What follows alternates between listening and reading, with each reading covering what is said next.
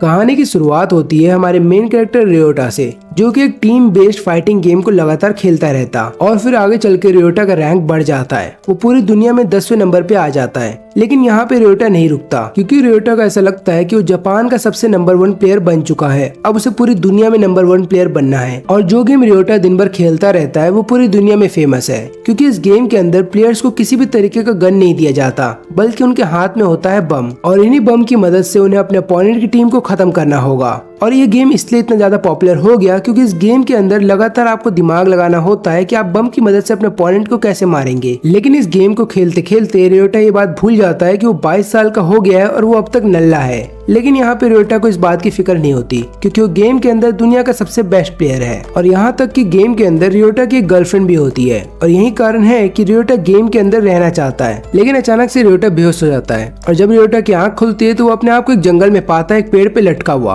वो देखता है कि उसके कंधों पे पैराशूट है, और रियोटा को समझ में नहीं आता कि वो यहाँ पे कैसे आ गया। फिर अपने आप को पैराशूट से अलग करने के बाद रियोटा जब नीचे आता है तो वो देखता है कि उसके हाथ पे खून लगा हुआ है। फिर उसके बाद वो तुरंत ही फोन का इस्तेमाल करने वाला था ताकि यहाँ से बाहर निकल सके, लेकिन फोन में कोई सिग्नल नहीं है। लेकिन सबसे अजीब चीज ये होती है कि रियोटा के हाथ पे ग्रीन कलर का स्टोन होता है, जो कि उसके हाथ के अंदर फिट कर दिया गया होता है। और यहाँ पे रियोटा को समझ में नहीं आता कि ये किसने किया। रियोटा उस स्टोन को निकालने की कोशिश भी करता है और लगातार अपना हाथ दबाता है, लेकिन उसके बावजूद भी ना तो उसको कोई दर्द महसूस होता है और ना ही वो स्टोन को निकाल पाता है। तभी रियोटा का ध्यान 2 बैग पे जाता है, जो कि उसके पीछे रखे हुए थे, जिसमें से सबसे छोटे वाले बैग को तो रियोटा नहीं खोलता, लेकिन बड़े वाले बैग को रियोटा खोल के देखता है। इसके अंदर खाने पीने का सामान रखा हुआ था। और फिर थोड़ा सा खा लेने के बाद और पानी पी लेने के बाद रियोटा सोचता है कि वो जंगल में इधर उधर घूमेगा, ताकि उसे पता चले कि वो कहाँ पे है। लेकिन जब रियोटा जंगल में इधर उधर घूमने लगता है तो उसे काफी सारे कीड़े मिलते हैं, जिन्हें देखने के बाद रियोटा डर जाता है और भागते भागते जंगल से बाहर निकल आता है। और फिर वो बाहर आने के बाद ये देखता है कि उसके सामने बस समुद्र है। और फिर यहाँ पे रियोटा को याद आता है कि आखिरी दिन उसके साथ क्या क्या हुआ था। तो होता यूँ है कि उस दिन जब रियोटा घर पे वापस आता है तो उसकी माँ उससे बोलती है कि मैंने तुम्हारे लिए एक जॉब ढूंढी है।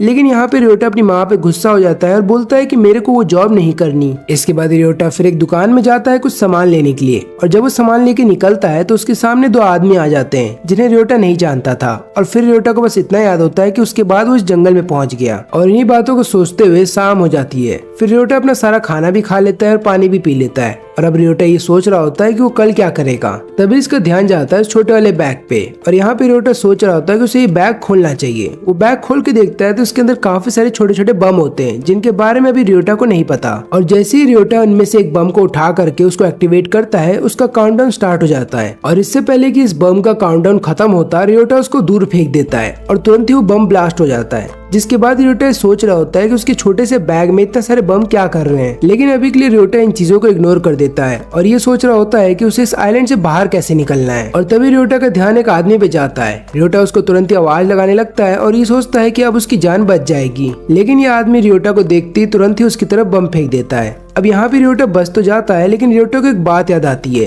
वो सोचने लगता है कि गेम में भी इसी तरीके से मैं अपोनेंट को मारने के लिए बम का इस्तेमाल करता था। लेकिन अभी के लिए रियोटा अपना बैग उठाता है और यहाँ से भागने लगता है। रियोटा छुपने की कोशिश कर रहा था ताकि उस आदमी से अपनी जान बचा सके, लेकिन ये आदमी रियोटा का पीछा करना नहीं छोड़ता और लगातार रियोटा की तरफ बम फेंक रहा होता है। और यहाँ पे रियोटा समझ जाता है कि उसे लड़ना होगा, नहीं तो उसकी जान चली जाएगी। और तभी रियोटा अपने बैग में से बम निकालता है और तुरंत ही उस आदमी की तरफ फेंक देता है, लेकिन वो बम फटता ही नहीं। ऐसा इसलिए होता है क्योंकि रियोटा ने उस बम को एक्टिवेट नहीं किया। लेकिन इसके बाद जब रियोटा दूसरा बम फेंकता है तो उसको एक्टिवेट करके फेंकता है, लेकिन उसके बावजूद भी वो बम नहीं फटता। ऐसा इसलिए होता है क्योंकि रियोटा ने उस बम को गलत तरीके से एक्टिवेट किया और कहीं और फेंक दिया। अब ये आदमी समझ जाता है कि रियोटा को बम का इस्तेमाल करना नहीं आता, और ये आदमी तुरंत ही रियोटा के पास आने की कोशिश करता है ताकि उसकी जान ले सके। लेकिन यहाँ पे रियोटा पहले ही छुप जाता है, और जैसे ही आदमी रियोटा को ढूंढते हुए उसके पास आता है, तुरंत ही रियोटा उसके पीछे से निकलता है। और यहाँ पे रियोटा फिर धमकी देता है कि मैं बम तुम्हारी तरफ फेंक दूंगा अगर तुमने मुझे नहीं बताया कि हम यहाँ पे क्या कर रहे हैं, और ऊपर से हमें बम क्यों दिए गए हैं। इन सवालों को सुनने के बाद ये आदमी हंसने लगता है और बोलता है कि तुम्हारी मेमोरी को मिटा दिया गया है, और अगर तुम्हें यही नहीं पता कि तुम यहाँ पे क्यों आए हो, तो हो सकता है तुम्हें ये भी ना पता हो कि बम का कैसे इस्तेमाल करना है। और इसी बात का फायदा उठाते हुए ये आदमी एक और बम फेंक देता है रियोटा की तरफ। लेकिन रियोटा किसी तरीके से अपनी जान बचा लेता है और यहाँ से भागते हुए कहीं पे जाके छुप जाता है। रियोटा ये सोच रहा होता है कि छुपने से शायद उसकी जान नहीं बच पाएगी, इसलिए वो आदमी के सामने जा करके सरेंडर करने की सोचता है और वो उस आदमी से बोलता है कि मैं तुमसे नहीं लड़ूंगा, मैं सरेंडर करता हूँ। लेकिन उसके बावजूद भी वो आदमी बम फेंकना नहीं छोड़ता और वो फिर से एक और बम फेंक देता है रियोटा की तरफ। और यहाँ पे रियोटा उस बम ब्लास्ट की वजह से एक जंगल टाइप के इलाके में आके गिर जाता है, जिसकी वजह से वो आदमी नहीं ढूंढ पा रहा था रियोटा को और उसको समझ में नहीं आ रहा होता है कि रियोटा कहाँ चला गया। तभी रियोटा देखता है कि उसके हाथ पे जो लगा हुआ स्टोन है वो चमक रहा है और यहाँ पे रियोटा समझ जाता है कि स्टोन एक रेडार की तरह काम करता है। इसका मतलब ये भी है कि पूरे देर यहाँ पे छुपे रहने का भी कोई मतलब नहीं है, क्योंकि अगर उस आदमी को पता चल गया कि इस रेडार का कैसे इस्तेमाल करना है तो वो रियोटा को ढूंढ लेगा। रियोटा ये सोच रहा होता है कि सभी चीजें गेम की तरह लग रही हैं, क्योंकि गेम में भी हमें इसी तरीके का रेडार दिया जाता है और ऊपर से गेम में भी हमें बताया जाता है कि बम का कैसे इस्तेमाल करना है। अगर आप चाहते हैं कि बम का ज्यादा से ज्यादा इम्पैक्ट पड़े किसी भी प्लेयर के ऊपर तो सबसे पहले तो बम को एक्टिवेट करो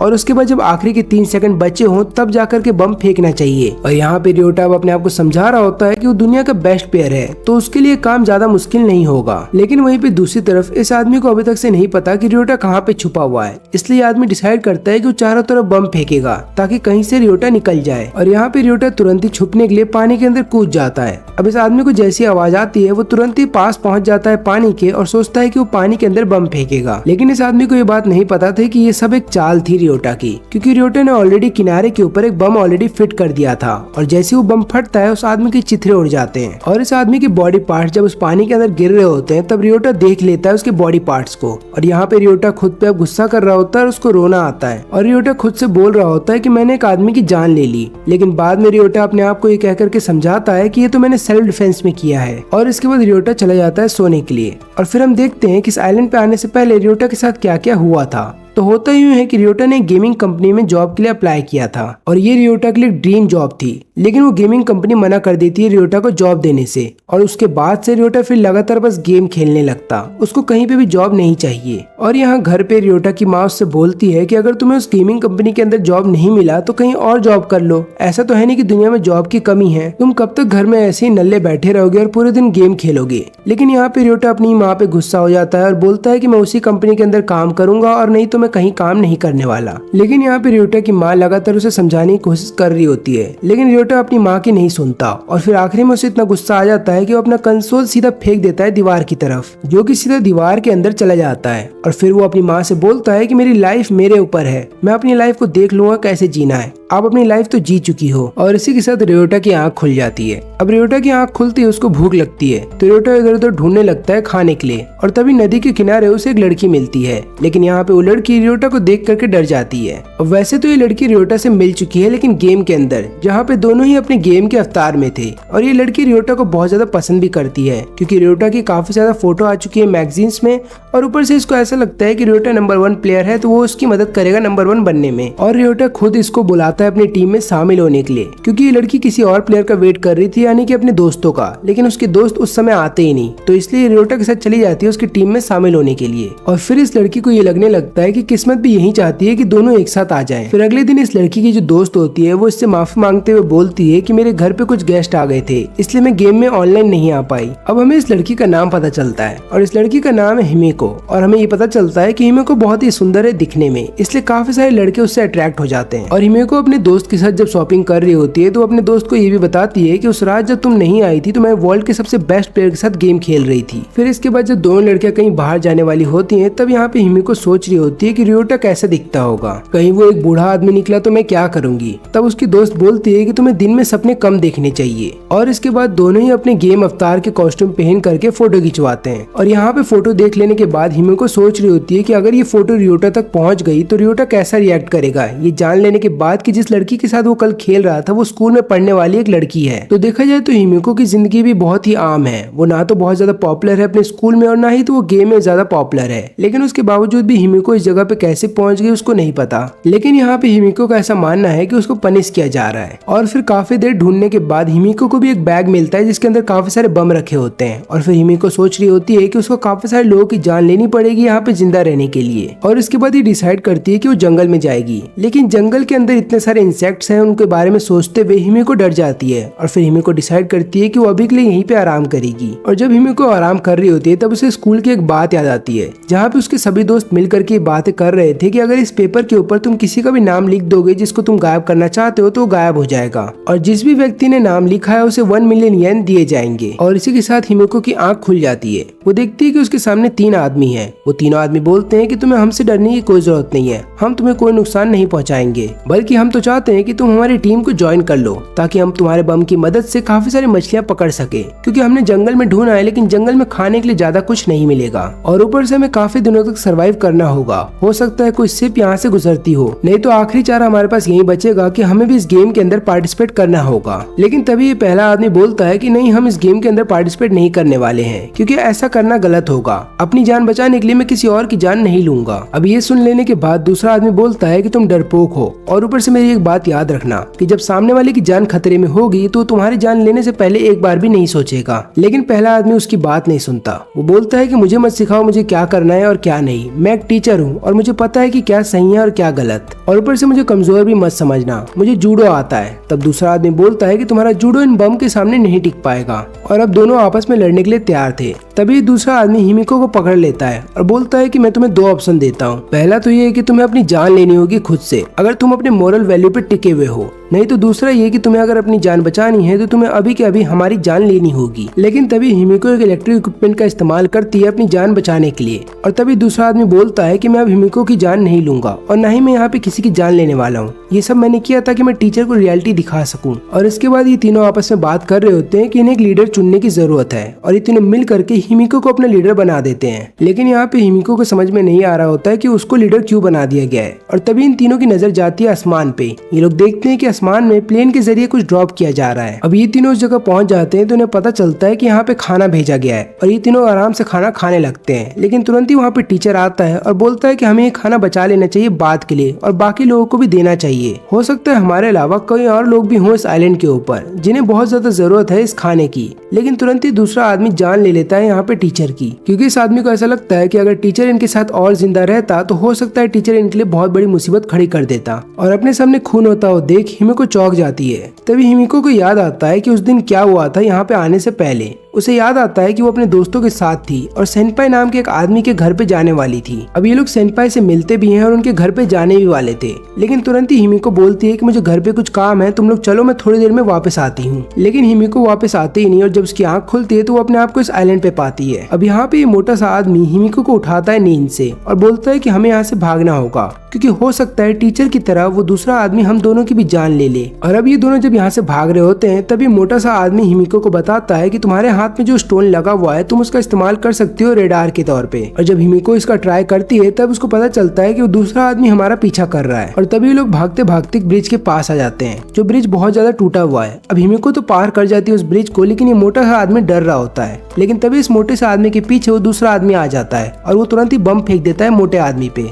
अब अपनी जान बचाने के लिए ये मोटा आदमी जिस ब्रिज से डर रहा था उस ब्रिज को तुरंत ही पार कर लेता है। लेकिन यहाँ पे दूसरा आदमी देखता है कि उसने जो बम छोड़ा है उसके अंदर पॉइजनस गैस है, इसलिए ये आदमी डिसाइड करता है कि वो इन लोगों का पीछा भी नहीं करेगा। और यहाँ पे ये मोटा आदमी हिमिको का हाथ जोर से पकड़ लेता है और बोलता है कि आगे चल के तुम्हें काफी लोगों की जान लेनी होगी। लेकिन यहाँ पे हिमिको ऐसा करने से मना कर देती है। तो ये मोटा आदमी जबरदस्ती कर रहा होता है हिमिको के साथ, तो हिमिको एक जोरदार पंच मारती है उसके चेहरे पे, जिसके बाद ये मोटा आदमी पगला जाता है और वो बोलता है कि अब तुम्हें मुझसे कोई नहीं बचा पाएगा। वो हिमिको को जोर से पकड़ लेता है और वो कुछ गलत करने वाला था हिमिको के साथ। तब यहाँ पे हिमिको इलेक्ट्रिक शॉक देती है और वहाँ से भागने की कोशिश करती है। अब हमें एक फ्लैशबैक दिखाया जाता है हिमिको का। जब हिमिको सेनपाई के घर पे वापस आ जाती है अपने घर से, तब वो देखती है कि उसके सभी दोस्तों का रेप हो गया है और वो किसी और ने नहीं बल्कि सेनपाई ने अपने सभी दोस्तों के साथ मिलके किया है। और यहाँ पे हिमिको के साथ भी यही होने वाला था।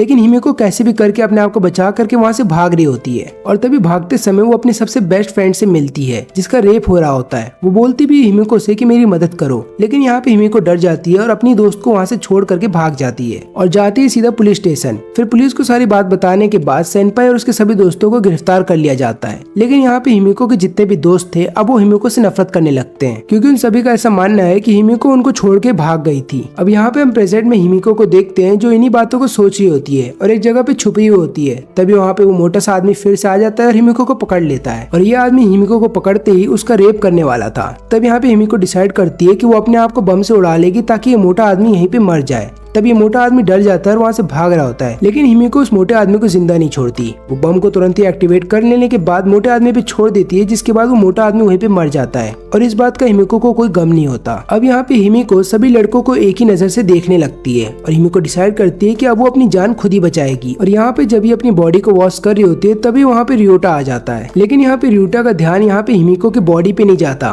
बल्कि हिमिको के पास जो खाना रखा हुआ था उस पे चला जाता है। लेकिन हिमिको यहाँ पे रियोटा को देखते ही तुरंत वहाँ से भागने लगती है। रियोटा उसका पीछा तो करता है, लेकिन तब तक हिमिको बहुत दूर निकल जाती है। तब यहाँ पे रियोटा को याद आता है कि उसके पास एक रेडार भी है, इसलिए वो अपने रेडार को एक्टिवेट करता है ताकि वो पता लगा सके कि हिमिको किस डायरेक्शन में गई है। और जैसे ही यहाँ पे रियोटा को पता चल जाता है हिमिको का डायरेक्शन, वो उसी डायरेक्शन में जाने लगता है। तभी वो देखता है कि उसके सामने वाली झाड़ियां हिल रही हैं और यहाँ पे रियोटा अपना बम निकाल लेता है और उस झाड़ियों पे अटैक करने वाला था। लेकिन तभी उस झाड़ियों के अंदर से एक बूढ़ा आदमी बाहर निकलता है और बोलता है कि प्लीज मुझे मत मारना और मैं इस गेम में पार्टिसिपेट नहीं कर रहा हूँ, मैं तो यहाँ पे बस अपना पेट हल्का करने आया था। तभी रियोटा बोलता है कि ठीक है, मैं तुम्हारी जान नहीं लूंगा, सबसे पहले तो अपना पैंट ऊपर करो और मुझे बताओ कि हम लोग कौन सा गेम खेल रहे हैं और हम लोग यहाँ पे कैसे पहुंचे। अब ये बातें सुन लेने के बाद ये आदमी समझ जाता है कि रियोटा को नहीं पता कि प्लेन में क्या हुआ था। फिर ये आदमी बताता है कि हमें किडनैप किया गया था मैन इन ब्लैक के द्वारा, और जब मेरी आंख खुली तो मैंने अपने आप को एक प्लेन पे पाया। मैंने देखा कि वहाँ पे टोटल 30 लोग हैं। उनके अलावा मैंने ये भी देखा कि वहाँ पे काफी सारे ऐसे लोग भी थे जिनके पास हथियार थे। और तभी एक आदमी स्क्रीन के ऊपर आता है और बताता है कि ये गेम मैंने बनाया है। अब यहाँ पे रियोटा को यकीन नहीं हो रहा होता है कि कैसे एक आदमी इसको गेम बोल सकता है। अब यहाँ पे स्क्रीन वाला आदमी इन लोगों को बता रहा होता है कि हम तुम लोगों को लेकर के एक आइलैंड के ऊपर जा रहे हैं, जहाँ पे आइलैंड के बारे में हम तुम्हें कुछ नहीं बताएंगे और उस आइलैंड पे तुम्हें खाना पानी भी नहीं दिया जाएगा। लेकिन अगर तुम लोग चाहते हो जीना तो तुम्हें ये गेम खेलना होगा,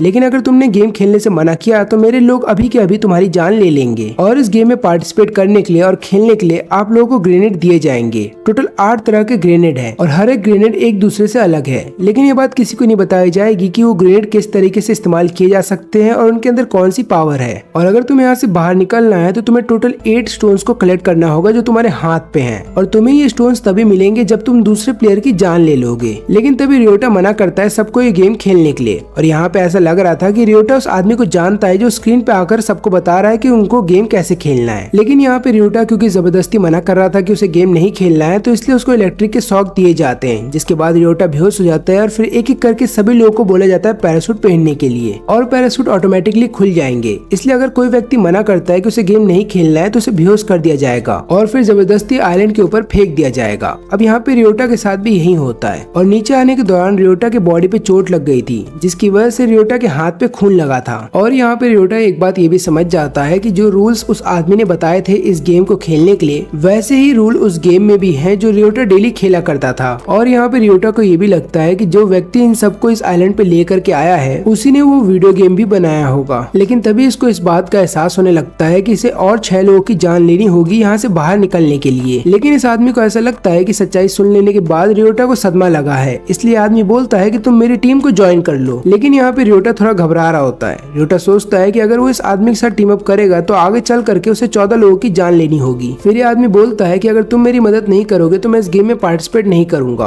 और फिर मुझे कोई और रास्ता ढूंढना होगा यहाँ से बाहर निकलने का। तभी रियोटा बोलता है कि ठीक है, मैं तुम्हारे साथ टीम अप करने के लिए तैयार हूँ, लेकिन पहले मुझे दिखाओ कि तुम्हारे पास कितने टाइप के ग्रेनेड्स हैं। लेकिन ये आदमी ऐसा करने से मना कर देता है। ऐसा लग रहा है कि दोनों एक दूसरे पर ट्रस्ट नहीं करते। रियोटा समझ जाता है कि ये उसकी मजबूरी है, क्योंकि कोई भी व्यक्ति किसी और पे जल्दी ट्रस्ट नहीं करेगा, खासकर ऐसे समय में जहाँ पे कोई भी किसी की जान कभी भी ले सकता है। लेकिन बाद में ये दोनों एक दूसरे पे ट्रस्ट करना स्टार्ट कर देते हैं और डिसाइड करते हैं कि दोनों मिलकर के एक टीम बनाएंगे। और यहाँ पे अब रियोटा को पता चलता है कि इस बूढ़े अंकल का नाम है टेरा, और रियोटा सोच रहा होता है कि अंकल बात करने में तो बहुत अच्छा है, तो उसको यहाँ पे क्यों लाया गया। और तभी इन्हें किसी चीज की आवाज सुनाई देती है आसमान में, और तभी रियोटा ऊपर चला जाता है देखने के लिए। टेरा भी पीछे से आ जाता है और फिर इन्हें पता चलता है कि ये आवाज प्लेन की है और प्लेन के अंदर से काफी चीजें गिराई जा रही है नीचे की तरफ। और यहाँ पे रियोटा को ऐसा लगता है कि इन चीजों के अंदर जरूर खाना होगा, और उन्हीं में से एक सप्लाई बहुत ही नजदीक गिरा होता है जहाँ पे रियोटा होता है, और रियोटा उसके करीब चला भी जाता है। लेकिन तुरंत ही रियोटा देखता है कि वहाँ पे एक लड़की ऑलरेडी पहुंच चुकी है, और वो लड़की जैसे ही उस सप्लाई को उठाती है वहाँ पे एक बम ब्लास्ट होता है, जिसके बाद वो लड़की मर जाती है और वहाँ पे एक दूसरा आदमी आ करके उसका स्टोन ले जाता है। न केवल इतना ही, वो आदमी सारे बम भी ले जाता है और वहाँ पे जितने भी फूड सप्लाई थे उसको भी अपने साथ ले जाता है। और यहाँ पे रियोटा को फिर इस बात का एहसास होता है कि आज उसकी एक गलती उसकी जान ले ली थी, क्योंकि कोई भी फूड सप्लाई कहीं से भी अगर देखा जाता है तो वो हर किसी के द्वारा देखा जा रहा है, यानी कि कोई भी प्लेयर उसके ऊपर ट्रैप लगा सकता है। और जैसे ही कोई दूसरा प्लेयर उस फूड सप्लाई के पास आएगा वो लोग उसकी जान ले लेंगे ताकि उसका स्टोन भी ले लें और फूड सप्लाई को भी अपने पास रख लें। जब टेरा ऊपर आता है तो यहाँ पे रियोटा उससे माफी मांगता है कि मैं फूड सप्लाई को अपने पास नहीं ले पाया। उसका कारण ये था कि कोई आदमी मेरे से पहले वहाँ पे आ गया था और उसने एक ट्रैप बिछा दिया था। वो तो अच्छा है कि मेरे से पहले वहाँ पे कोई और प्लेयर पहुंच गया था, इसलिए उसकी जान चली गई, नहीं तो उसकी जगह भी मैं होता। लेकिन तभी रियोटा को एक और दिखता है फूड सप्लाई, और यहाँ पे फिर वो बोलता है कि हम उसकी तरफ नहीं जाएंगे क्योंकि हो सकता है किसी ने वहाँ पे ट्रैप लगा के रखा हो। लेकिन टेरा ऐसा करने से मना करता है। वो बोलता है कि हम उस फूड सप्लाई की तरफ जाएंगे क्योंकि हो सकता है हम यहाँ पे अगर बैठे रहे तो भूखे ही मर जाएंगे। इससे अच्छा तो यही है कि हमें ट्राई करते रहना चाहिए। और इसके बाद दोनों ही नीचे उतर जाते हैं उस फूड सप्लाई को पाने के लिए। अब हमें इसके बाद एक 14 साल के लड़के के बारे में बताया जाता है जिसका नाम है कीरा, और ये अपने घर से भाग जाता है क्योंकि इसके फादर लगातार इसे पीटा करते थे और आगे चल करके इसे चोरी करने की भी आदत लग जाती है। और इसी चोरी के चक्कर में इसने एक आदमी की जान ले ली और आगे चल करके 3 लड़कियों के साथ रेप किया। और जब पुलिस इसे गिरफ्तार कर लेती है तो पुलिस वाले भी सोच रहे होते हैं कि इतना मासूम सा लड़का इतने बड़ा गुनाह कैसे कर सकता है। और इन सबको ऐसा लगता है कि कीरा का मानसिक संतुलन ठीक नहीं है, और यही कारण है कि ये लोग इसको जेल न भेज करके एक रिहैब सेंटर में भेजना चाहते हैं। और एक लॉयर कीरा का केस ले भी लेता है। लेकिन फिर इसके कुछ दिन बाद हम देखते हैं कीरा को उसी लॉयर के साथ इस आइलैंड के ऊपर। और यहाँ पे आने के बाद लॉयर भी देख करके हैरान था कि कीरा किस तरीके से अपने मजे के लिए काफी सारे फ्रॉग्स की जान ले रहा है। लेकिन अभी भी लॉयर को ऐसा लगता है कि कीरा का मानसिक संतुलन ठीक नहीं है और वो आगे चल करके कीरा को ठीक कर सकता है। और तभी इनका भी ध्यान उन फूड सप्लाईज पे जाता है जो प्लेन के द्वारा नीचे भेजा जा रहा है। और फिर हमें पता चलता है कि यहाँ पे कीरा के फादर भी आए हैं और कीरा अपने फादर से बहुत डरता है। यानी कि वो लॉयर के साथ तो कितनी बदतमीजी कर ले लेकिन अपने फादर के सामने उसका मुंह नहीं खुलता। और तभी ये तीनों फूड सप्लाई के पास पहुंच जाते हैं जो कि एक पेड़ पे लटका हुआ है। तो यहाँ पे कीरा के फादर अपने ही बेटे के बम का इस्तेमाल करते हैं ताकि पेड़ को उड़ा करके फूड सप्लाई को नीचे लाया जा सके, लेकिन वो बम काम ही नहीं करता। तब यहाँ पे लॉयर बताता है कि बम का जो ओनर है केवल वही उसको एक्टिवेट कर सकता है। और तभी कीरा के फादर कीरा को धमकाते हैं, जिसके बाद कीरा अपने बम को एक्टिवेट करता है और खाने को नीचे ले आता है। फिर खाना मिल जाने के बाद कीरा के फादर बोलते हैं कि ये खाना मैं केवल उसी को दूंगा जो मेरी बातें मानेगा। लेकिन यहाँ पे लॉयर बोलता है कि तुम ऐसा नहीं कर सकते। तो कीरा के फादर लॉयर को धमकाते हुए बोलते हैं कि तुम्हारा पावर यहाँ पे काम नहीं करेगा, इसलिए वही करो जो मैं कहता हूँ। और इसके बाद कीरा के जो फादर होते हैं वो कीरा के गोटे दबा देते हैं, इतनी जोर से दबाते हैं ताकि कीरा दर्द के मारे चिल्लाता रहे। और तभी कीरा को एहसास होता है कि कैसे उसके फादर लगातार उसे घर पे पीटा करते थे। और इस बात से कीरा को इतना ज्यादा गुस्सा आ जाता है कि वो अपने बम का इस्तेमाल करता है अपने फादर के ऊपर। और यहाँ पे उसके फादर की जब जान चली जाती है तो कीरा को ऐसा लगता है कि अब लॉयर उसकी प्रोटेक्शन करेगा, लेकिन यहाँ पे लॉयर तो खुद अपनी जान बचाना चाहता है। और फिर उसके बाद लॉयर कीरा को बोलता है कि तुम्हारे फादर बुरे थे लेकिन तुम अपने फादर से भी ज्यादा बुरे हो और तुम्हें तो पहले ही मर जाना चाहिए। और इतना बोलने के बाद लॉयर वहाँ से भाग जाता है। और तभी कीरा देखता है कि वहाँ पे कोई आ रहा है। वो कोई और नहीं बल्कि रियोटा और टेरा होता है। अब यहाँ पे रियोटा जब आ जाता है तो वो देखता है कि रेडार ने हमें कीरा के बारे में नहीं बताया, क्योंकि रेडार उन्हीं चीजों को डिटेक्ट कर पाता है जो मूव हो रहे हैं। लेकिन अगर कोई व्यक्ति शांति से एक जगह पे खड़ा है तो रेडार उसे डिटेक्ट नहीं कर पाएगा। फिर यहाँ पे रियोटा कीरा से बोलता है कि क्या तुमने इन लोगों की जान ले ली? तो कीरा बोलता है कि हाँ, मैंने इनकी जान ली है क्योंकि यहाँ पे कोई रूल नहीं है और इस आइलैंड के ऊपर केवल वही लोग सर्वाइव कर पाएंगे जो सबसे ज्यादा ताकतवर है। और इतना बोलने के बाद कीरा अपने फादर के सारे बम लेने लगता है और तभी इस मौके का फायदा उठाते हुए वो दोनों वहाँ से भागने लगते हैं। लेकिन कीरा इन दोनों को यहाँ से भागने नहीं देगा क्योंकि ये जगह वैसी है जैसा वीडियो गेम कीरा लगातार खेला करता था। और फिर यहाँ पे कीरा अपने रेडार की मदद से इन लोगों की लोकेशन पता लगा लेता है। अब यहाँ पे रियोटा सोच रहा होता है कि उसे क्या करना चाहिए, या तो वो रुक करके कीरा से लड़े या फिर ऐसे ही भागता रहे। लेकिन तभी टेरा के घुट्टों में मोच आ जाती है और फिर टेरा यहाँ पे रियोटा को बोलता है कि तुम्हें भागते रहना चाहिए, मेरे को यहीं पे छोड़ के चले जाओ। अब यहाँ पे रियोटा सोच रहा होता है कि उसे क्या करना चाहिए। क्या वो अपनी जान खतरे में डालेगा बल्कि एक ऐसे आदमी के लिए जिससे वो अभी भी मिला हो। लेकिन तुरंत ही फिर रियोटा सोचता है कि वो कीरा को किसी और डायरेक्शन में भेजेगा ताकि टेरा की जान बच जाए। और यहाँ पे ये डिसाइड करता है कि वो कीरा को हरा देने के बाद उसके सारे बम अपने पास रख लेगा। और इसके बाद दोनों ही रेडार का इस्तेमाल करने लगते हैं ताकि एक दूसरे का पोजीशन चेक करते रहें। और तुरंत ही रियोटा फिर पीछे मुड़ करके अपने रेडार को जैसे ऑन करता है तो कीरा उसके पीछे आ जाता है और इसके बाद दोनों ही एक दूसरे पे बम फेंकने लगते हैं। लेकिन यहाँ पे दोनों ही एक बार समझ जाते हैं कि उनका जो अपोनेंट है वो इस गेम को अच्छे से जानता है, यानी कि उस वीडियो गेम को दोनों प्लेयर अच्छे से खेल चुके हैं। लेकिन यहाँ पे रियोटा समझ जाता है कि वो 4 स्टार का प्लेयर है और वहीं पे कीरा जो है वो 3 स्टार का प्लेयर है। और इन दोनों की फाइट के बीच में टेरा चला जाता है कीरा के फादर के पास और उनके हाथ में लगा हुआ स्टोन अपने पास रख लेता है। है और यहाँ पे रियोटा सोच रहा होता है कि कीरा के पास किस तरीके के बम होंगे और यही सोचते हुए रियोटा लगातार भाग रहा होता है और कोशिश करता है छुपने की और बाद में फिर एक ट्रैप लगाने की कोशिश करता है कीरा के लिए। और यहाँ पे कीरा लगातार बस रियोटा का पीछा कर रहा होता है और ऐसा करने के दौरान कीरा रियोटा के बिछाए हुए ट्रैप में फंस जाता है, लेकिन बम बहुत ज्यादा पावरफुल नहीं था, इसकी वजह से कीरा की जान बच जाती है। फिर यहाँ पे कीरा अपने रेडार से देख लेता है कि रियोटा कहाँ पे भाग रहा है। वो तुरंत ही अपने बम का इस्तेमाल करता है जिसके अंदर वैक्यूम की पावर है और वैक्यूम की वजह से यहाँ पे रियोटा को मुसीबत आ रही थी लगातार भागने में। तो रियोटा यहाँ पे अपने बैग का इस्तेमाल करता है ताकि वैक्यूम को रोका जा सके। लेकिन यहाँ पे कीरा ये बात भी समझ गया था कि रियोटा बहुत ही अच्छा प्लेयर है, लेकिन वो सिर्फ गेम के अंदर है, क्योंकि रियल लाइफ में रियोटा किसी की जान नहीं ले सकता। अब यहाँ पे कीरा को नहीं पता कि रियोटा कहाँ पे छुपा हुआ है, इसलिए कीरा लगातार ये बताने की कोशिश कर रहा होता है कि मुझे नहीं पता कि सही और गलत के बीच में क्या फर्क है। और यहाँ पे रियोटा जैसे ही कीरा को समझाने के लिए अपना मुंह खोलता है, तुरंत ही वो अपना लोकेशन बता देता है, जिसके बाद कीरा तुरंत ही उसकी तरफ एक बम फेंकता है, लेकिन यहाँ पे रियोटा बच जाता है। लेकिन उस बम से बचने के चक्कर में यहाँ पे रियोटा के सिर पे चोट आ जाती है और अपना खून देखने के बाद रियोटा समझ जाता है कि उसे इस गेम को भी वैसे खेलना पड़ेगा जैसे वो वीडियो गेम में खेला करता था। और फिर अपने आप को मेन प्लेयर समझते हुए रियोटा बीच में खड़ा हो जाता है। कीरा उसको देख लेता है। कीरा तुरंत ही एक वैक्यूम बम का इस्तेमाल करता है रियोटा की तरफ, लेकिन रियोटा उसको अपने बैग से रोक लेता है और फिर भागने लगता है। इसके बाद कीरा अपने रेडार का इस्तेमाल करता है ताकि वो रियोटा की पोजीशन का पता लगा सके,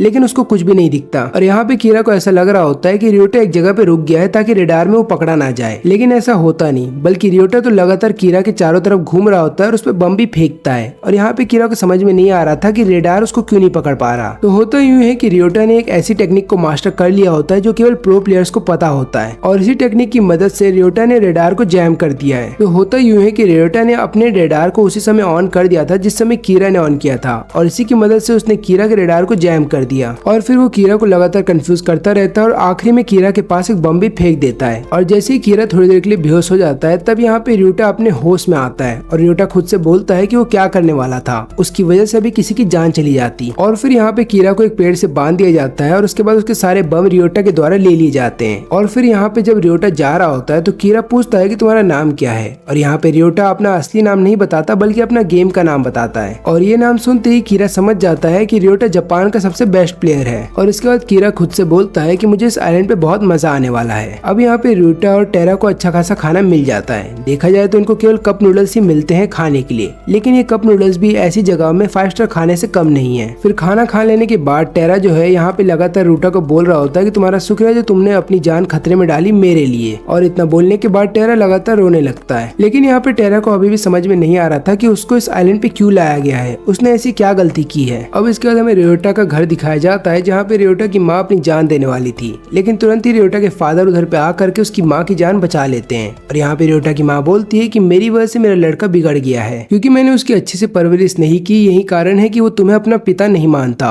और ऊपर से उसने मेरी कोई बात भी नहीं मानी, तो मजबूरी में आकर के मुझे वो पेपर साइन करने पड़े। और यही वो कारण है जिसकी वजह से रियोटा को उस आइलैंड पे ला करके छोड़ दिया गया है। और यहाँ पे हम देखते हैं इन दोनों को, जिनको एक डेड बॉडी मिलती है एक मोटे से आदमी की। तभी रियोटा बोलता है टेरा से कि आप यहीं पे रुकिए और ध्यान रखिए फूड सप्लाईज का, तब तक मैं ऊपर जाकर के चेक करता हूँ कि कहीं हम पे कोई नजर तो नहीं रख रहा। अब यहाँ ऊपर आते समय रियोटा अपने रेडार को ऑन नहीं करता ताकि दुश्मनों को उसकी लोकेशन ना पता चल जाए। फिर इस जगह और अंदर आ जाने के बाद रियोटा को एक और डेड बॉडी मिलती है जो कि सड़ रही थी, और उसको देखने के बाद रियोटा को उल्टी आने वाली थी, लेकिन यहाँ पे रियोटा अपने आप को संभालता है। फिर रियोटा देखता है कि उस डेड बॉडी के हाथ से उसका स्टोन निकाल लिया गया है। और यहाँ पे हम देखते हैं टेरा को, जो कि उस मोटे आदमी के हाथ से उसका स्टोन निकाल के अपने पास रख लेता है। अब यहाँ पे रियोटा के पास कोई चारा नहीं बचा था, तो उसे अपने रेडार का इस्तेमाल करना पड़ता है। और तभी रियोटा देखता है कि उसके आसपास में एक लड़की है, और वो लड़की वही है जिसे थोड़ी देर पहले रियोटा ने देखा था। यहाँ पे हिमिको भी समझ जाती है कि कोई रेडार का इस्तेमाल कर रहा है, इसलिए हिमिको तुरंत ही अपने पॉइजनस बम का इस्तेमाल करती है ताकि जंगल में जो भी व्यक्ति छुपा हो वो बाहर आ जाए। और इसके बाद रियोटा हिमिको के सामने आ जाता है। अब यहाँ पे रियोटा देखता है कि हिमिको के पास 4 बैग हैं, यानी कि अगर दोनों आपस में लड़ते हैं तो यहाँ पे हिमिको आराम से जीत जाएगी। इसलिए वो हिमिको को बोलता है कि मैं तुमसे लड़ना नहीं चाहता, मैं तो ये चाहता हूँ कि हम दोनों को मिलकर काम करना चाहिए। अब हिमिको थोड़ी देर के लिए यहाँ पे रियोटा की बातें सुन रही होती है, लेकिन जैसे ही रियोटा उसके पास आने की कोशिश करता है तब यहाँ पे हिमिको तुरंत ही उस पर बम फेंक देती है, लेकिन रियोटा इस हादसे में बच जाता है। इसके बाद रियोटा फिर बिना किसी बम को फेंके हुए लगातार हिमिको के पास जा रहा होता है ताकि हिमिको को समझा सके। और यहाँ पे फिर हिमिको इलेक्ट्रिक शॉक देने की कोशिश करती है यहाँ पे रियोटा को, लेकिन रियोटा इसमें बच जाता है और हिमिको अपने आप को इलेक्ट्रिक शॉक दे देती है, जिसके बाद वो बेहोश हो जाती है। और इस मौके का फायदा उठाते ही रियोटा तुरंत ही उसके सारे बम को अपने पास रख लेता है। अब यहाँ पे रियोटा हिमिको को कैरी करके नीचे जब लेके जा रहा होता है, तुरंत ही हिमिको को होश आ जाता है। फिर हिमिको पूछती है कि तुम मेरे साथ क्या करने वाले हो। यहाँ पे रियोटा बताता है कि तुम्हारी बॉडी टेम्परेरी पैरालाइज्ड है, इसका मतलब अभी तुम कुछ भी नहीं कर सकती,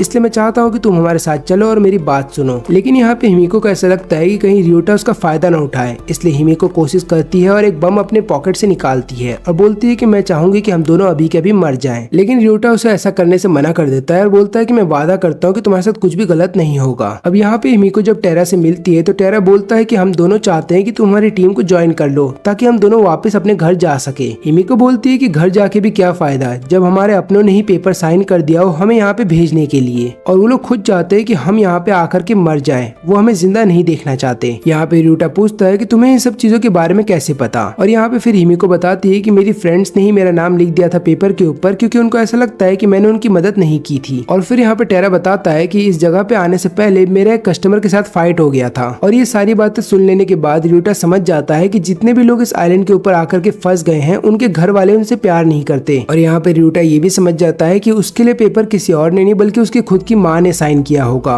अब यहाँ पे रियोटा इस सच्चाई को अपनाना नहीं चाहता था, लेकिन तुरंत ही उन्हें जंगल से कुछ आवाज सुनाई देती है। यहाँ पे रियोटा रेडार में चेक करता है लेकिन रेडार में उन्हें कुछ भी दिखाई नहीं देता। तभी टेरा फ्लैशलाइट ऑन करता है जिसके बाद उन्हें चमकती हुई आंखें दिखाई देती हैं और यहाँ पर टेरा डर जाता है और बोलता है कि हमें यहाँ से भागना होगा। अब ये दोनों तो यहाँ से भाग सकते हैं लेकिन हिमिको यहाँ से नहीं भाग सकती क्योंकि उसकी बॉडी अभी भी पैरालाइज्ड है और यहाँ पे काफी सारे बड़े बड़े छिपकली उनका पीछा कर रहे हैं। रियोटा यहाँ पे टेरा का बोलता है कि तुम हिमिको को लेकर के अपने साथ कहीं दूर चले जाओ, तब तक मैं इन लोगों को ठिकाने लगाता हूँ। यहाँ पे रियोटा एक छिपकली के ऊपर पत्थर मार के उसको मार देता है, लेकिन बाकी छिपकलियों को मारने के लिए बम का इस्तेमाल करता है। लेकिन यहाँ पे जिस बम का वो इस्तेमाल कर रहा था वो कीरा के बम थे और क्योंकि अभी तक से कीरा नहीं मारा गया है तो उसका ओनरशिप अभी तक से रियोटा के पास नहीं आया है। अब यहाँ पे रियोटा लगातार अपना बैग ढूंढ रहा होता है बम का, लेकिन इतने देर में हम देखते हैं कि एक छिपकली टेरा के पाँव पे काट लेती है और टेरा को बहुत दर्द हो रहा होता है। लेकिन इनकी किस्मत अच्छी थी कि रियोटा को तुरंत ही अपना बैग मिल जाता है और वो सारी छिपकलियों को वहाँ से भगा देता है। अभी तीनों यहाँ से कहीं दूर जा रहे थे जहाँ पे रियोटा के कंधे के ऊपर हिमिको थी और वहीं पे टेरा सारे फूड सप्लाईज को और बम को अपने कंधों पे कैरी कर रहा था।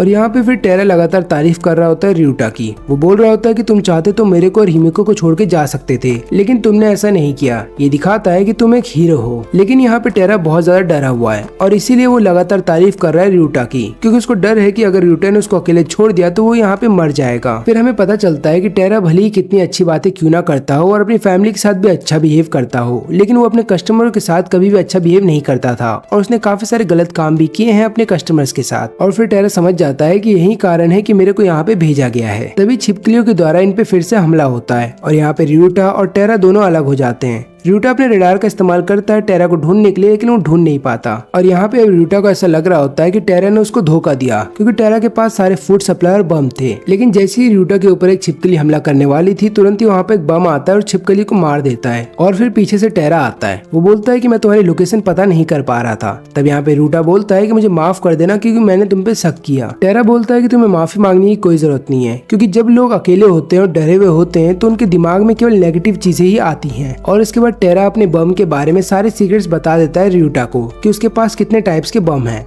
ऐसा वो इसलिए करता है क्योंकि उसको रियोटा पे अब भरोसा है और उसको ऐसा लगता है कि रियोटा के बिना वो सरवाइव नहीं कर पाएगा। फिर ये लोग जैसे ही जंगल से बाहर निकलने की कोशिश करते हैं तब इन्हें एक छोटी सी बिल्डिंग दिखती है। अब इस बिल्डिंग के ऊपर जब ये तीनों चढ़ने की कोशिश कर रहे होते हैं तब तीनों ही नीचे गिर जाते हैं क्योंकि सीढ़ियों में जंग लगा था और सीढ़ियां टूट जाती हैं। अब यहाँ पे टेरा बोलता है कि मैं छिपकलियों को रोकता हूँ, तब तक तुम हिमिको को लेकर चढ़ जाओ। यहाँ पे फिर रियोटा लगातार कोशिश कर रहा होता है हिमिको को होश में लाने की, लेकिन हिमिको होश में नहीं आती। अब यहाँ पे टेरा के पास जो बम है उससे वो केवल एक ही बार में एक छिपकली को मार सकता है। लेकिन जैसे ही टेरा पीछे देखता है तो वहाँ पे हिमिको नीचे पड़ी हुई है और रियोटा खुद ही उस बिल्डिंग के ऊपर चढ़ गया है। और यहाँ पे सभी छिपकलियों को भगाने के लिए रियोटा अपने पॉइजन बम का इस्तेमाल करता है। वो फिर टेरा को बोलता है कि मैंने पॉइजन छोड़ दिया जंगलों के बीचों बीच, लेकिन हवा की वजह से वो पॉइजन हमारी तरफ भी आ सकता है। यहाँ पे रियोटा एक बात ये भी बताता है कि मैंने हिमिको के हाथ का इस्तेमाल किया ताकि मैं उसके बम को एक्टिवेट कर सकूं। इसके बाद हिमिको को भी होश आ जाता है और तीनों उस बिल्डिंग के अंदर चले आते हैं, लेकिन वो तीनों देखते हैं कि यहाँ पे भी बम का इस्तेमाल किया है। इसका मतलब हमारे से पहले यहाँ पे कुछ लोग आ चुके हैं। लेकिन तभी टेरा का पाँव बहुत ज्यादा दर्द करने लगता है क्योंकि उसके पाँव पे एक छिपकली ने काट लिया था और अभी तक से उस पे ना तो बैंडेज लगाया और ना ही उसे डिसइंफेक्ट किया गया है। अब यहाँ पे रियोटा सोचता है अंकल टेरा की मदद करने के लिए, इसलिए वो लगातार कुछ न कुछ ढूंढ रहा होता है ताकि टेरा के घाव को साफ किया जाए। वो हिमिको को बोलता है मदद करने के लिए, लेकिन हिमिको बोलती है कि मेरी बॉडी को टच मत करना और ना तो मेरे पास आना, क्योंकि जो भी चीजें पास्ट में हिमिको के साथ हो चुकी हैं उसके बाद वो किसी भी लड़के पे ट्रस्ट नहीं करती है। लेकिन जब यहाँ पे रियोटा टेरा के जो घाव होता है उसको हील कर रहा होता है और लगातार उसको साफ करने की कोशिश करता है, तब टारा लगातार अपना पाँव हिला रहा होता है और यहाँ पे फिर हिमिको को बोला जाता है कि तुम उसकी बॉडी को पकड़ो, लेकिन हिमिको ऐसा करने से मना कर देती है। वो बोलती है कि मैं किसी की बॉडी टच नहीं करूंगी। तभी रियोटा बोलता है कि जब तुम बेहोश हो गई थी तब टारा ने तुम्हारी जान बचाई थी, इसलिए अभी तुम्हें टारा की मदद करनी होगी। और फिर दोनों मिल करके टारा के घाव को साफ कर देते हैं। इसके बाद टारा थोड़ी देर के लिए आराम करता है और इन दोनों को समझ में नहीं आता कि इन्हें आगे क्या करना चाहिए। फिर हम देखते हैं उन लोगों को जिन्होंने ये पूरा गेम ऑर्गेनाइज करवाया है। वो लोग यहाँ पे इन दोनों पे नजर रखते हैं और देखते हैं कि रियोटा ने अब तक 4 लोगों के साथ फाइट किया है, लेकिन उनमें से केवल एक ही बंदे की उसने जान ली है और बाकी सबको उसने जिंदा छोड़ दिया। और देखने पे ऐसा लग रहा है कि रियोटा खुद की टीम बनाना चाहता है। और यहाँ पे ये आदमी अपने स्टाफ को बोलता है कि लगातार रियोटा पे नजर रखना, क्योंकि वो हमारे लिए सबसे वैल्यूएबल प्लेयर है।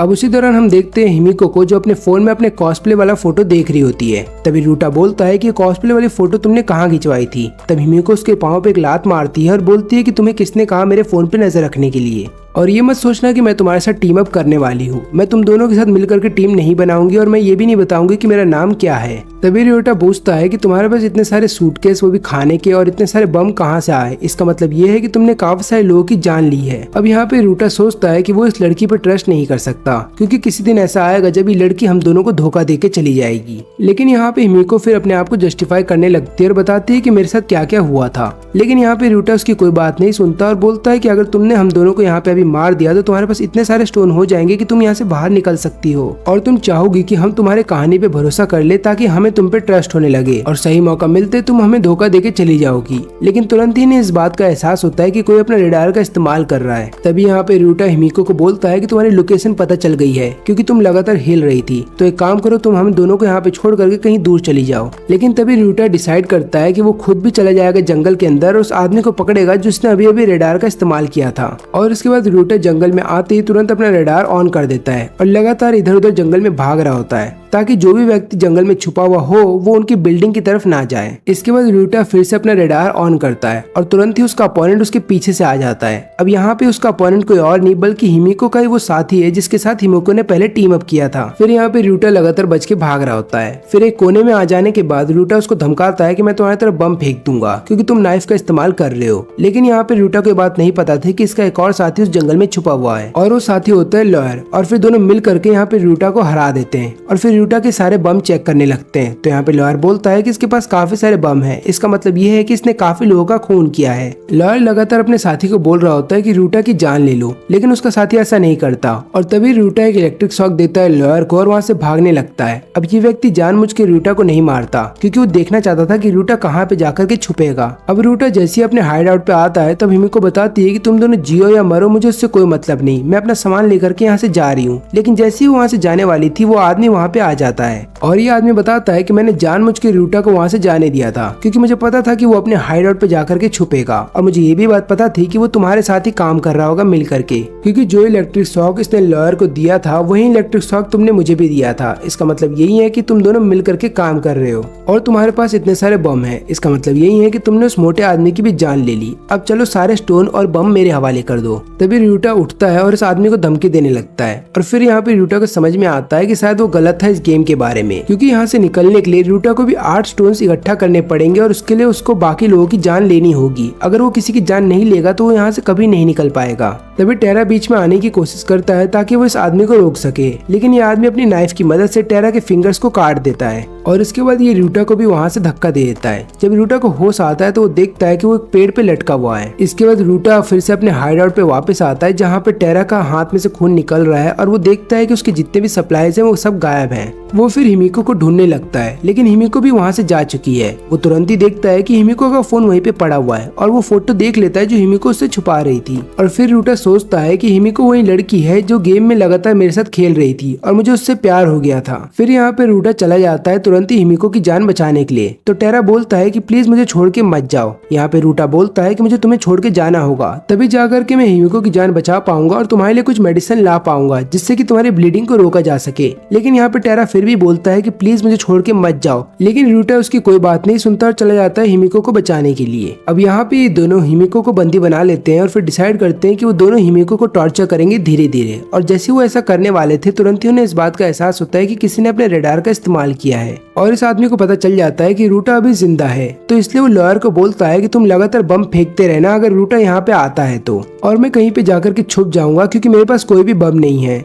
अब यहाँ पे तुरंत ही हम देखते हैं कि लगातार बम फटने लगते हैं और इस आदमी को कोई भी अंदाजा नहीं होता कि कौन जिंदा बचा है या फिर कौन मर गया। फिर बाहर आकर के अपने साथी से पूछता है कि क्या तुमने रूटा की जान ले ली, तो ये आदमी बताता है कि अभी थोड़ी देर पहले रूटा यहाँ पे आया था, लेकिन जैसे ही मैंने उस पर बम फेंका वो गायब हो गया। ये दोनों ही अपने रेडार का इस्तेमाल करते हैं रूटा की लोकेशन पता करने के लिए, लेकिन रूटा क्योंकि एक जगह पे लगातार बैठा हुआ था तो इन दोनों को पता नहीं चल पाता कि रूटा कहाँ पे है। और इसके बाद रूटा उस रूम में पहुंच जाता है जहाँ पे हिमिको को बंदी बना के रखा गया था। वो जैसे ही गेट खोलता है तुरंत ही गेट के अंदर से एक बम निकलता है और नीचे गिरने वाला था, लेकिन तुरंत ही उस बम को रोक लेता है और डीएक्टिवेट कर देता है। फिर इसके बाद वो हिमिको को छुड़ा देता है और यहाँ पे रूटा को ऐसा लग रहा होता है कि हिमिको वही लड़की है जिसे उसने गेम में पसंद किया था, लेकिन यहाँ पे हिमिको अभी भी रूटा का साथ निभाने के लिए तैयार नहीं थी, तो इसलिए रूटा को ऐसा लगता है कि शायद उसने गलती कर दी हिमिको की जान बचा के। अब इसके बाद जब दोनों यहाँ से जाने लगते हैं तुरंत ही रेडार एक्टिवेट होता है और दोनों की लोकेशन पता चल जाती है। अब यहाँ पे आदमी अपने लॉयर को बोलता है कि जाओ और जा करके रूटा को मार दो। और यहाँ पे जब लॉयर और रूटा लगातार आपस में लड़ रहे होते हैं एक दूसरे पे बॉम्ब फेंकते हुए, तब हम देखते हैं कि दूसरी तरफ ये आदमी जा करके हिमिको को पकड़ लेता है और फिर ये आदमी बोलता है कि मैंने अपना नाइफ गिरा दिया है और मैं चाहता हूँ कि मैं तुम्हारे साथ एक हैंड टू हैंड कॉम्बैट करूँ, और याद रखना कि मैं नहीं चाहता कि तुम किसी भी तरीके का बम लेकर के आओ।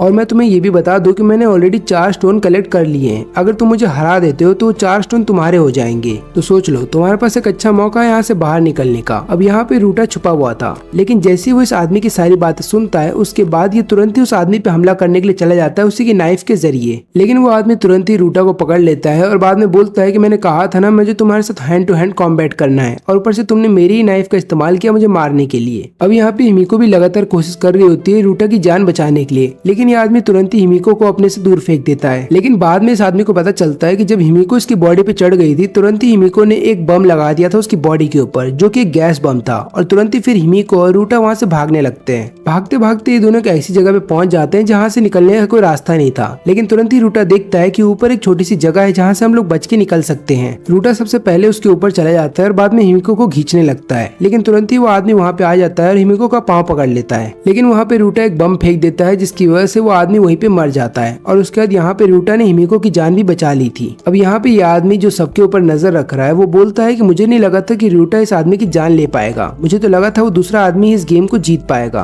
अब इधर पे जब सभी दोस्तों ने हिमिको का साथ छोड़ दिया था और कोई भी उससे बात नहीं करता था, तब हिमिको लगातार अपने रूम में बंद रहती थी और लगातार यही गेम खेला करती थी। और उसी दौरान उसे रूटा मिला था, जहाँ पे रूटा एक बार भी उसके पास्ट के बारे में उससे नहीं पूछता और बोलता है कि मुझे पता है कि हर किसी का अपना पास्ट होता है, लेकिन मैं तुम्हारा साथ हमेशा निभाऊंगा चाहे कुछ भी हो जाए। अब यहाँ पे हम प्रेजेंट का सीन देखते हैं जहाँ पे रूटा के पास 3 और स्टोन्स आ गए हैं, लेकिन यहाँ पे रूटा खुद से वादा करता है कि चाहे कुछ भी हो जाए वो अपने आप को बेकाबू नहीं होने देगा, यानी कि वो दूसरों की जान नहीं लेगा। हमें एक और बात पता चलती है कि इन लोगों के ऊपर लगातार नजर रखी जा रही है क्योंकि इनके ऊपर 3D स्कैनिंग की जा रही है। ऐसा इसलिए किया जा रहा है ताकि इनको लेकर के गेम बनाया जा सके और उस गेम को बेचने के बाद इनको खूब सारा प्रॉफिट हो। अब यहाँ पे लोग डिसाइड करते हैं कि लोग आज रात यहीं पे सोएंगे, क्योंकि जंगल में इतनी रात को जाना इन लोगों के लिए खतरे से खाली नहीं होगा। और इसके बाद दोनों अपने कपड़े बदलते हैं और फिर रूटा बोलता है कि मैं दूसरे रूम में जाकर के सो जाऊंगा, लेकिन यहाँ पे हिमिको बोलती है कि तुम एक ही रूम में सो सकते हो जहाँ पे मैं सोऊंगी, लेकिन बस फर्क इतना है कि तुम इस लाइन को क्रॉस नहीं करोगे। अब यहाँ पे रूटा को जब लगता है कि हिमिको सो गई है तो वो अपनी फीलिंग्स के बारे में बता देता है। वो बोलता है कि मुझे पता है कि तुम वही गेम वाली लड़की हो जिसको मैं पसंद करता हूँ, क्योंकि तुम वो पहली लड़की हो जिसने मुझे जज नहीं किया कि मैं कैसा दिखता हूँ या मैं कहाँ रहता हूँ या फिर मैं क्या काम करता हूँ, और यही कारण है कि मैं तुम्हें पसंद करता हूँ और इसलिए मैं बिना किसी हथियार के तुम्हें यहाँ पे बचाने के लिए आ गया था। और अपनी फीलिंग्स को बता देने के बाद रूटा सोने के लिए चला जाता है। उसको ऐसा लग रहा होता है कि हिमिको भी सो चुकी है, लेकिन यहाँ पे हिमिको सोती नहीं, वो बल्कि सारी बातें सुन लेती है जो रूटा ने अभी बोली थी। अब यहाँ पे हिमिको सोच रही होती है कि क्या उसे रूटा को अपना साथी अपना लेना चाहिए, क्योंकि वो हर एक लड़के को एक ही नजर से देखती है, यानी कि हर एक लड़का उसके लिए बुरा है। लेकिन हिमिको तो शुरू से यही चाहती थी कि वो एक दिन रूटा से मिले और रूटा से शादी कर ले। तो अब यहाँ पे हिमिको क्या करेगी? अब हिमिको जब ये बातें सोच रही होती है तभी हिमिको के चेहरे के ऊपर लाइट आ जाती है और उसे एक डरावना सा चेहरा दिखता है, जिसके बाद हिमिको चिल्लाते हुए उठती है और यहाँ पे फिर रूटा पूछता है कि क्या हो गया। तभी हिमिको बोलती है कि मुझे ऐसा लगा कि मैंने किसी को देखा जिसके हाथ में टॉर्च थी। तो यहाँ पे रूटा बोलता है कि हमें सावधान सावधान रहना होगा, हो सकता है यहाँ पे कुछ और प्लेयर्स भी आ गए हों। ये दोनों अपने रडार का इस्तेमाल करते हैं, लेकिन रडार में कुछ भी नहीं दिखता। तुरंत ही उन दोनों का नजर इस बात पे जाता है कि सामने कुछ चमक रहा है, और यहाँ पे रूटा हिमिको को बोलता है कि मैं देख करके आता हूँ कि वहाँ पे क्या चल रहा है, तब तक तुम यहीं पे रुके रहना। रूटा जैसे उस जगह के अंदर आता है, वो देखता है कि वहाँ पे फूड सप्लाई पड़ा हुआ है, और ऊपर से वहाँ पे काफी सारी ऐसी चीजें हैं जिससे कि उसको शक होता है कि हो सकता है ये सभी चीजें एक ट्रैप हो। और इतना सोचने के बाद रूटा वहाँ से जाने वाला था कि तुरंत ही वो अजीब सा आदमी इस पे हमला कर देता है। अब यहाँ पे रूटा बार बार बच जाता है, लेकिन आखिरी कोशिश में रूटा कैसे भी करके उसे अपने से दूर कर देता है। और फिर यहाँ पे रूटा को पता चलता है कि ये एक लड़की है और इसका एक हाथ कटा हुआ है, और यही कारण है कि ये लोग इसको रडार से नहीं ढूंढ पा रहे थे। फिर यहाँ पे रूटा सारी बात बता देता है हिमिको को, और दोनों ही उस जगह पे आ जाते हैं। अब इस लड़की को जैसे होश आता है, वो तुरंत ही रूटा को देखते हुए चिल्लाने लगती है। तो हिमिको बोलती है कि तुम बाहर चले जाओ, मैं इससे बात करती हूँ। और यहाँ पे लड़की हिमिको को बताती है कि मैं लगातार 40 साल से एक हॉस्पिटल में नर्स का काम कर रही थी, और उस हॉस्पिटल में मुझे एक डॉक्टर पसंद था, लेकिन जब वो डॉक्टर एक मुसीबत में फंस जाता है तब मैंने उसकी मदद की थी ताकि वो उस मुसीबत से निकल सके। लेकिन वो डॉक्टर जब इस आइलैंड के ऊपर आया, उसने मुझे देखा और उसने फिर मेरा एक हाथ फोड़ दिया, यानी कि मेरे ऊपर बम फेंका था ताकि मेरा चिप लेकर के वहाँ से जा सके। वो डॉक्टर तो इस आइलैंड से निकल गया, लेकिन उसका बम इतना पावरफुल नहीं था कि मैं मर जाऊं, लेकिन हाँ, मैंने अपना एक हाथ गवा दिया। और यहाँ पे ये लड़की हिमिको को बोलती है कि याद रहे, तुम्हारे पास जैसे ही 6 स्टोन आ जाएंगे तब देखना ये है कि तुम किस पे ट्रस्ट करोगी। अब यहाँ पे हिमिको रूटा को सारी बात बताती है और बोलती है कि जैसे ही हमारे पास 6 स्टोन कलेक्ट हो जाएंगे, तुरंत ही एक हेलीकॉप्टर आएगा जो हमें यहाँ से ले जाएगा। और इसके बाद रूटा एक प्लान बनाता है। वो बोलता है कि जैसे ही हमारे पास 7 स्टोन कलेक्ट हो जाएंगे, मैं तुरंत ही हेलीकॉप्टर को यहाँ पे आने के लिए मजबूर करूंगा, और उसके बाद हम हाईजैक कर लेंगे उस हेलीकॉप्टर को ताकि हम सब एक साथ यहाँ से निकल सके। लेकिन अभी के लिए तो हमें टेरा के पास वापस जाना होगा। अब हम देखते हैं टेरा की हालत, जो पहले से ठीक हो गई है, क्योंकि उसी डॉक्टर ने जिस डॉक्टर ने उस लड़की को धोखा दिया था, वो यहाँ पे टेरा की मदद कर रहा है। अब ऐसा ही डॉक्टर इसलिए करता है ताकि वो आगे चल करके टेरा का इस्तेमाल कर सके।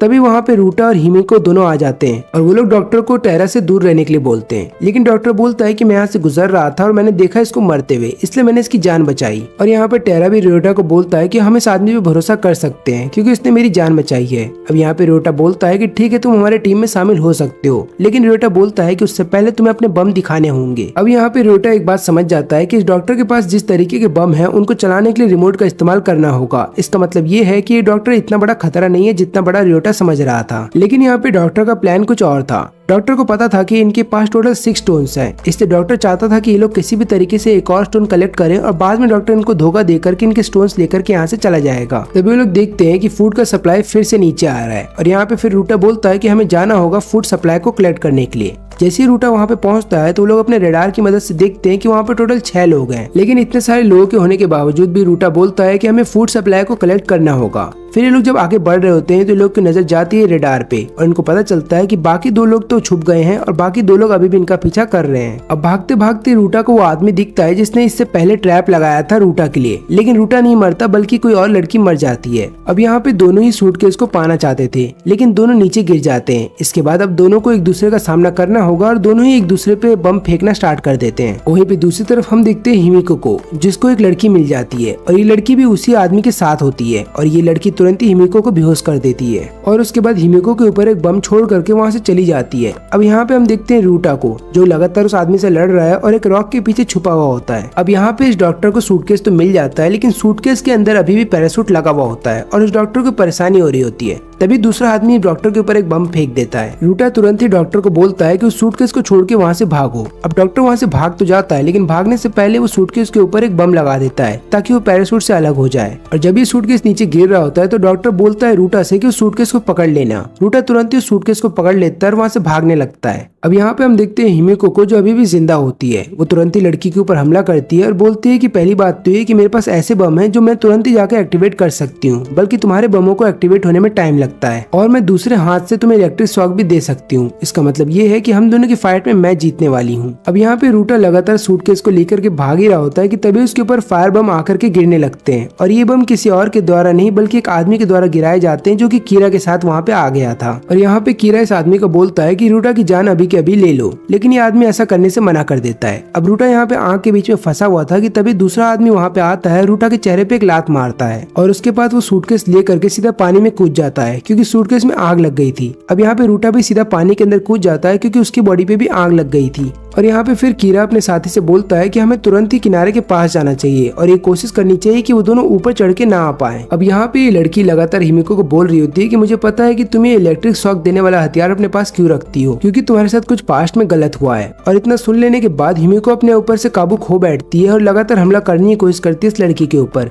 लेकिन ये लड़की तुरंत ही उसका हथियार उससे दूर करती है और बाद में हिमिको को बंदी बना लेती है। लेकिन यहाँ पे हिमिको हार नहीं मान सकती क्योंकि उसे रूटा के लिए अभी भी जीना होगा। इसलिए जब दोनों आपस में लड़ रहे होते हैं तुरंत ही वहाँ पे डॉक्टर का बम आ जाता है और दोनों वहाँ से भाग जाते हैं। डॉक्टर यहाँ पे हिमिको की जान नहीं बचाना चाहता था, वो तो ये चाहता था कि दोनों की दोनों वहीं पे मर जाएं। लेकिन वो जब वहाँ पे जाता है तो उसे पता चलता है कि हिमिको अभी जिंदा है और फिर वो लगातार हिमिको का हालचाल पूछने लगता है, ऐसा दिखाने की कोशिश कर रहा होता है कि उसे हिमिको की फिक्र है। अब यहाँ पे हिमिको समझ जाती है कि डॉक्टर एक्टिंग कर रहा है, लेकिन अगर हिमिको ने कुछ भी बोला तो हो सकता है डॉक्टर अभी के अभी उस पर हमला कर देगा। अब यहाँ पे रूटा लगातार किनारे के ऊपर आने की कोशिश करता है, लेकिन वो तुरंत ही देखता है कि वहाँ पे कोई और भी आ रहा है, इसलिए रूटा वहीं पे छुप जाता है। अब ये आदमी तुरंत ही देखता है कि किनारे पे एक सूटकेस पड़ा है और ये आदमी उस सूटकेस को उठाने चले जाता है, लेकिन उस आदमी को नहीं पता था कि इस सूटकेस के नीचे एक बम है और ये एक ट्रैप है और इसकी वजह से इस आदमी की जान चली जाती है। और तभी दूसरा आदमी वहाँ पे आता है और उसके हाथ से इसका स्टोन निकाल करके वहाँ से जाने लगता है, लेकिन रूटा फिर उसको धमकाता है और बोलता है कि मेरे पास एक बम है और मैं तुम्हारे ऊपर छोड़ दूंगा अगर तुम वहाँ से हिले तो। और फिर ये आदमी उस सूटकेस को और अपने सारे बम को वहीं पे ड्रॉप करके आगे बढ़ने लगता है। रूटा को समझ में नहीं आ रहा था कि उसे क्या करना चाहिए, क्योंकि वो इस आदमी पर ट्रस्ट नहीं कर सकता।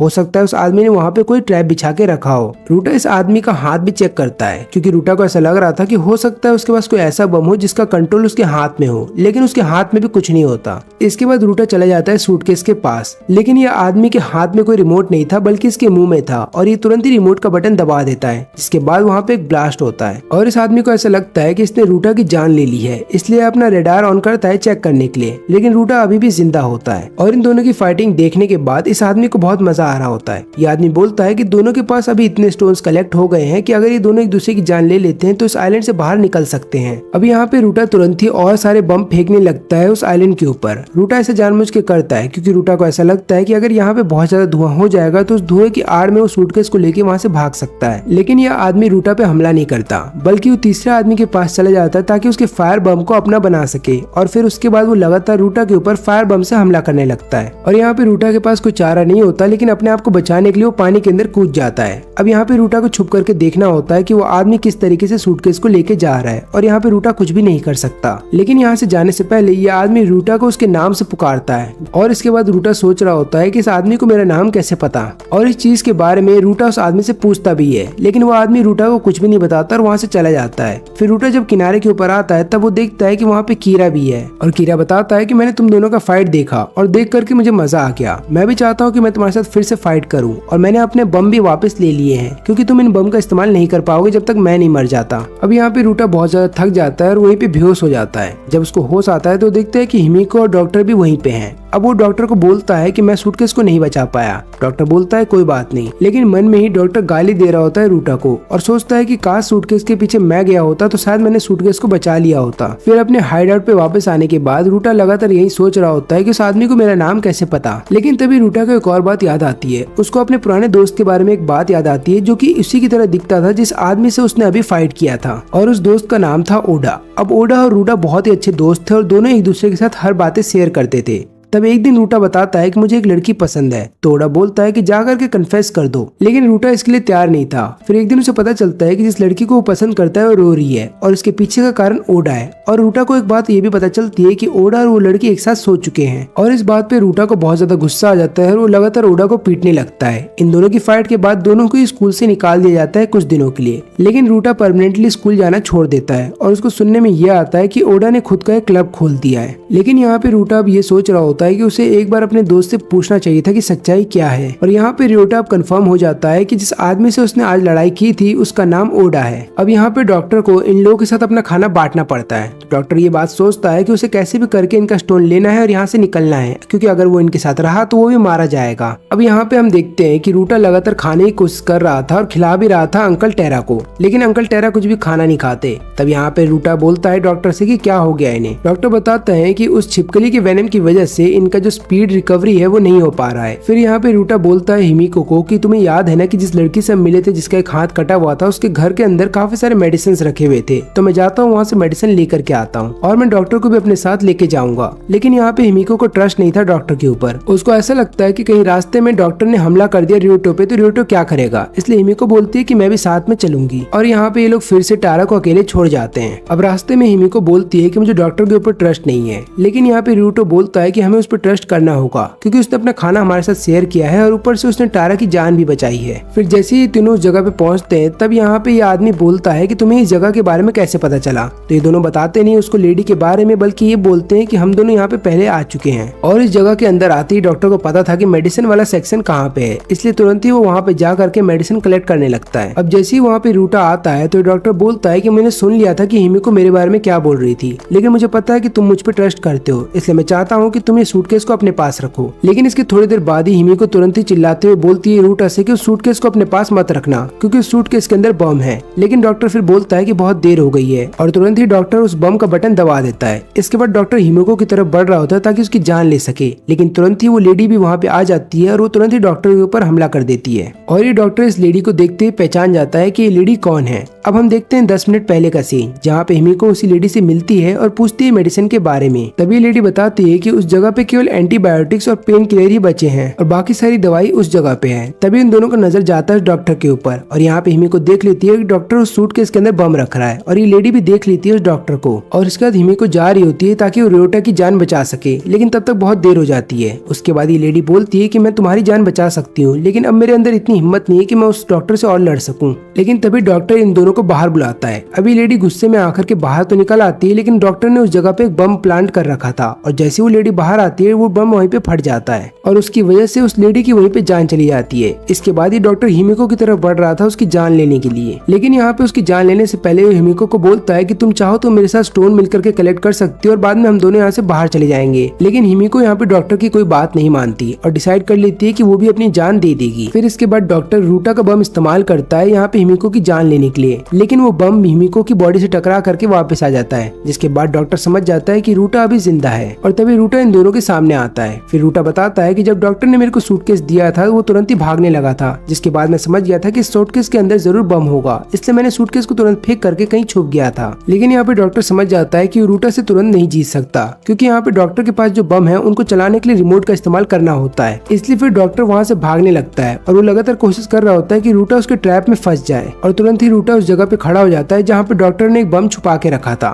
लेकिन यहाँ पे डॉक्टर को पता नहीं होता कि रूटा ने उस बम की जगह बदल दिया था, जिसकी वजह से यहाँ पे डॉक्टर घायल हो जाता है और जब डॉक्टर बेहोश होता है तो रूटा बोलता है कि हमें इस डॉक्टर की जान लेनी होगी। लेकिन तभी वहाँ पे ये लेडी आ जाती है जो अभी मरी नहीं थी। वो बोलती है कि मैं इस डॉक्टर की जान अपने हाथों से लूंगी, लेकिन मरने से पहले डॉक्टर बोलता है कि मुझे माफ कर दो। अब ये लेडी जो डॉक्टर की जान लेने वाली थी और बहुत ज्यादा गुस्सा थी डॉक्टर पे, वो अब जान नहीं लेती डॉक्टर का और फिर डॉक्टर को माफ भी कर देती है। उसके बाद वो लगातार इलाज करने लगती है डॉक्टर का। फिर यहाँ पे रूटा बोलता है हिमिको से कि हमें वापस टेरा के पास जाना चाहिए, लेकिन जाने से पहले हम उन सभी डेड बॉडीज को चेक करेंगे जिन डेड बॉडीज के साथ मेरा सामना हो चुका है और उन सभी डेड बॉडीज के अंदर से उनका लगा हुआ स्टोन हम निकाल लेंगे। लेकिन जब वो लोग वहाँ पे जाते हैं तो उन्हें पता चलता है कि किसी भी डेड बॉडी के अंदर उनका स्टोन नहीं लगा है और यहाँ पे रूटा समझ जाता है कि सारे स्टोन टेरा के पास है क्योंकि टेरा रूटा के साथ शुरू से है। ये दोनों जैसे अपने हाइडआउट पे पहुंचते हैं और जब रूटा ऊपर चढ़ने वाला था तुरंत ही एक ट्रैकिंग बम इनकी तरफ आ रहा था और रूटा समझ जाता है कि ट्रैकिंग बम टेरा का है। तो होता यूं है कि जब टेरा यहाँ पे लगातार अकेला था तो उसको ऐसा लग रहा था कि जैसे उसकी बीवी और बच्चे उसे घर बुला रहे हैं। तब यहाँ पे टेरा डिसाइड करता है कि वो इन दोनों की जान ले लेगा ताकि इनके स्टोन्स को अपना बना सके और यहाँ से निकल सके। और फिर टेरा इस हाइडआउट से निकल जाता है और ट्रैकिंग बम यहाँ पे लगा के चला जाता है। जैसे ये दोनों यहाँ पे आते हैं ट्रैकिंग बम एक्टिवेट हो जाते हैं और लगातार इन दोनों पे हमला करने लगते हैं। अब यहाँ पे रूटा लगातार हर एक ट्रैकिंग बम को नीचे गिरा रहा होता है, लेकिन उसी दौरान उसके पाँव पे चोट आ जाती है एक बम ब्लास्ट होने की वजह से। तभी हिमिको बोलती है टेरा को बाहर आने के लिए, लेकिन टेरा बाहर नहीं आता, वो कहीं पे जाके छुप जाता है। इसके बाद हम देखते हैं रूटा को जो लगातार अपने रडार का इस्तेमाल करता है, लेकिन वो फिर भी टेरा को ढूंढ नहीं पाता। अब यहाँ पे रूटा को ऐसा लगता है कि ये सब उसकी गलती है क्योंकि टेरा ने लगातार बोला था कि मुझे अकेला मत छोड़ना, मुझे डर लगता है, लेकिन उसके बावजूद भी हमने उसे हर बार अकेला छोड़ा और यही कारण है कि आज वो हम पे हमला कर रहा है। और फिर यहाँ पे रूटा अपना खुद का बचपन याद करने लगता है कि किस तरीके से उसके फादर हमेशा काम में डूबे रहते हैं और उसको कभी टाइम नहीं देते। और फिर एक दिन जब उसकी माँ दूसरी शादी कर लेती है तब वो अपने फादर से नफरत करने लगता है और यहाँ पे अपने सेकंड फादर से वो इतना नफरत करने लगता है कि वो लगातार घर में कुछ ना कुछ करता रहता है। और अब जाकर के रूटा को एहसास होता है कि वो भी अपने पहले फादर की तरह ही बन गया और उसने भी वही गलती की जो उसके फादर ने की थी, क्योंकि उसके फादर ने भी बचपन में उसे अकेला छोड़ दिया था। तो यहाँ पे रूटा ने अब यहाँ पे टेरा को अकेला छोड़ दिया। यहाँ पे हिमिको डिसाइड करती है कि उसे रूटा की जान बचानी होगी, इसलिए फिर हिमिको एक एक करके सभी बम को खुद ही पकड़ती है और डीएक्टिवेट करने लगती है। और हिमिको को ऐसा करता हुआ देख लेने के बाद रूटा समझ जाता है कि ये वही हिमिको है जिससे मैंने प्यार किया था। लेकिन यहाँ पे टेरा अपना टारगेट बदल देता है और अपने सारे बम को फेंक रहा होता है हिमिको की तरफ, लेकिन दोनों मिल करके इसके सारे बम को डीएक्टिवेट कर देते हैं। अब यहाँ पे टेरा डर जाता है और वहाँ से भागने लगता है। ये दोनों उसका पीछा कर रहे होते हैं ताकि उसको समझा सकें और अपनी टीम में वापस बुला सकें। लेकिन यहाँ पे टेरा को ऐसा लग रहा था कि अगर वो इन दोनों के कब्जे में आ गया तो ये दोनों उसकी जान ले लेंगे। फिर टेरा भागते भागते नीचे गिर जाता है। अब इसके बाद रूटा फिर यहाँ पे माफी मांगता है टेरा से और बोलता है कि अब हम तुम्हें अकेला नहीं छोड़ेंगे, प्लीज हमारे पास वापस आ जाओ। यहाँ पे टेरा सोचता है वापस जाने की, लेकिन अब बहुत देर हो जाती है क्योंकि टेरा को यहाँ पे काफी सारी छिपकलियां घेर के खड़ी हो जाती हैं। अब यहाँ पे टेरा समझ जाता है कि वो मरने वाला है, इसलिए वो अपने बैग में से आखिरी बचा हुआ बम निकालता है और बाद में अपनी फैमिली से माफी मांगता है और उसके बाद वो अपने आप को वहीं पे खत्म कर लेता है। अब शोर सुनते ही दोनों भी वहाँ पे पहुंचते हैं और इन्हें पता चलता है कि टेरा ने अपनी जान दे दी है। और यहाँ पे रूटा लगातार अपने आप को ब्लेम कर रहा होता है टेरा की मौत के लिए। और यहाँ पे वो फिर हिमिको को भी समझाता है कि टेरा की कोई गलती नहीं थी, क्योंकि हमने लगातार टेरा को अकेला छोड़ा था, इसकी वजह से टेरा ऐसा बन गया और ये सारी मेरी गलती है। लेकिन तुरंत ही हिमिको बोलती है कि तुम्हें ये जगह छोड़नी होगी। टेरा के पास से मैंने 3 स्टोन्स कलेक्ट किए हैं और ऊपर से 3 स्टोन मेरे पास भी हैं, और अगर तुम मेरी जान ले लोगे तो मेरा वाला स्टोन भी तुम्हें मिल जाएगा। इसके बाद तुम यहाँ से निकल सकते हो,